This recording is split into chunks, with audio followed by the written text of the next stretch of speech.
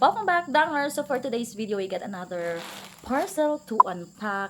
So ilalagay ko naman sa sa title kung ano ang laman nito.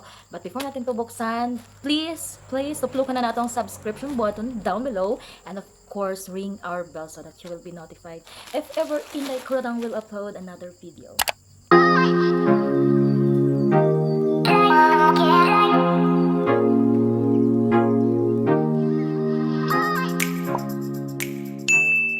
Alright, so this is, pagpasensyahan nyo na kasi yung ko, mga tripod ko, ubos silang lahat, basag dahil sa kids ko, dahil kay Riri, basag mga tripod. Need to bili na naman ng tripod, gastos. Alright, so let's open this parcel. So this is for Riri na naman.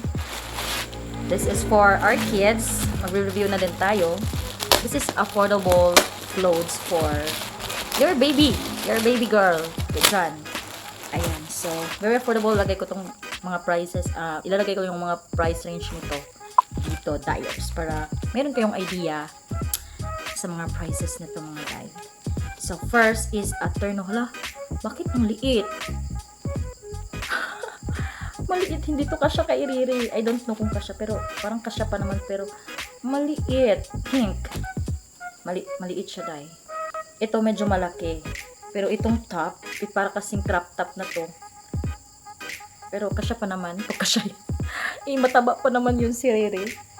Ayan. Yung tela niya is yung tawag dyan. Comment down below kung anong tawag ng tela na yan. Ayan. So, very affordable naman itong mga terno na to. Next, sa bunot. Next is terno pa din. Sleeveless na terno na ganyan. Yung design niya is donut. Very cute. Donut na print. Color lavender. And yung niya is pajama. Diba? Very pretty. Alright. Next, for mabilis na tayo. This one, knitted. Knitted na terno. Cute! So far, gusto ko to. Gusto ko tong na to. Ayan. At saka yung niya is like that. Oh, very pretty.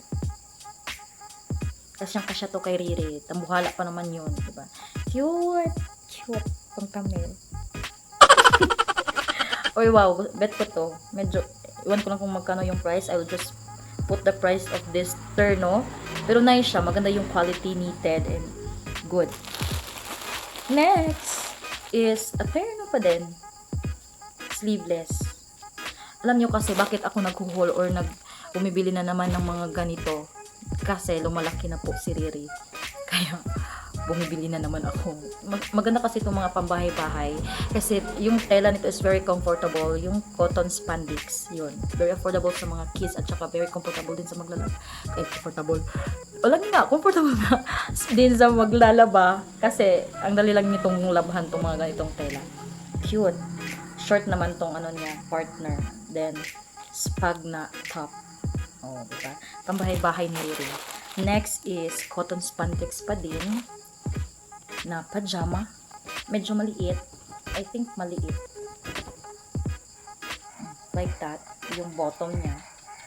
And then yung top niya is ganyan. Medyo magkasya pa din naman to kay Riri. Ayan. Color pink.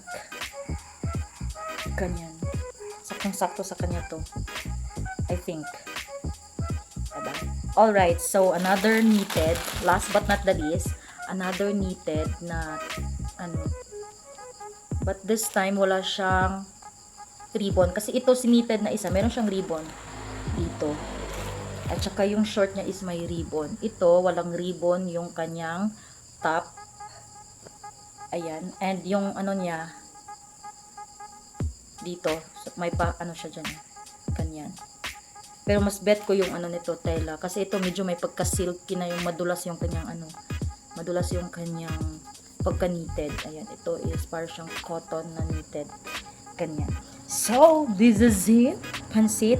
Yung ating parcel unpacking for today's video. Mema lang talaga si Inday Kuradang, no? So, very affordable to kung naghahanap kayo ng mga baby clothes, yeah, baby clothes. Very affordable sa Shopee. Of course, magbabayad tayo ng shipping fee. Alam nga naman, di ba? So, kung bibili kayo sa Shopee, of course, itatalaga nyo na yung shipping fee talaga doon. Alright, so thank you so much for watching this video. Hopefully, nakapagbigay ako sa inyo ng ideas about affordable clothes for your babies. And sana nakapag-subscribe ka na dyan. And of course, like and click the, click the bell para ma-notified ka din if ever na mag-upload ako ng panibagong video. So, see you na lang sa ating next video, guys. Bye!